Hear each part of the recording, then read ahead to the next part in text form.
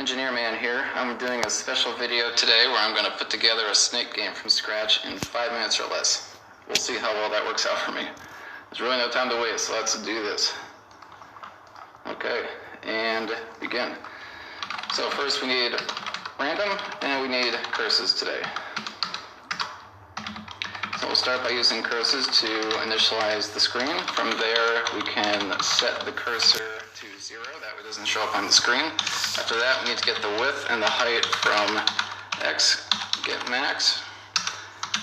We're going to create a new window using the height, the width, and starting it at the top left-hand corner of the screen. We'll set it so it accepts keypad input and then refresh the screen every 100 milliseconds. We got to create now our snake's initial position, so we'll start by doing that. The X will be the width of the screen divided by 4, and the Y will be the height of the screen divided by 2, so a little bit left to center. So we'll create our initial snake body parts. So the first snake body part is going to be the Y and then the X, so we'll need 2 more of those. And we'll do -2 and -1, which will be the body part 1 left and 1 left and 2 left of the head. Now we got to create the food. We'll just put the starting place for the food as the center of the screen. We go ahead and add that food to the screen, and the food, of course, is going to be pie, because snakes love pie. We have to tell our snake where he's going initially. We'll do that as key right, and then now we're going to start an infinite loop for every movement of the snake. So we have to we got to see what the next key is, and then we're going to set the key as key if next key equals 1 else next key. That'll give us either nothing or the next key. Now we got to check to see if the person has lost the game, so they could lose the game if the Y position is either at the top or at the height of the screen, or if the X position is either to the left or the width of the screen, or you could lose if your snake is in itself. If any of these things happen, we're simply going to kill the window and quit. Great. From here, we gotta determine what the new head of the snake is gonna be. We'll start by taking the old head of the snake.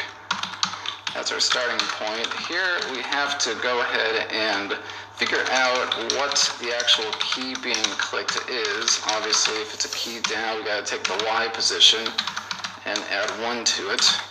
So we'll copy this 4 more times.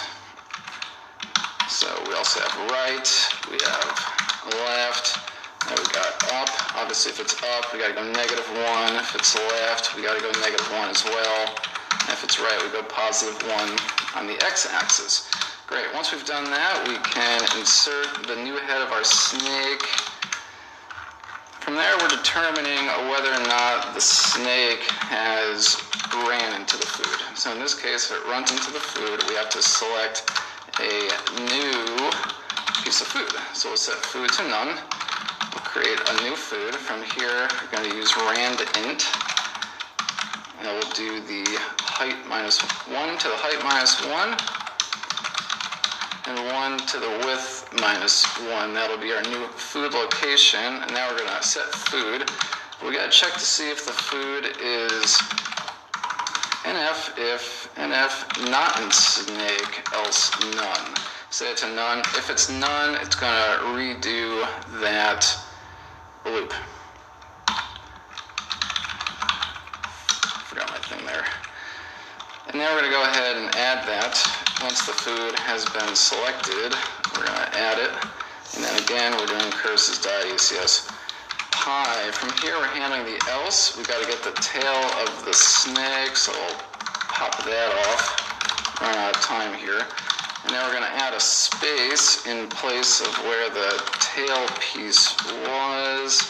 And then finally, in any case, we're adding the head of the snake to the screen using ACS CK board. I think we're done. Let's test it out here.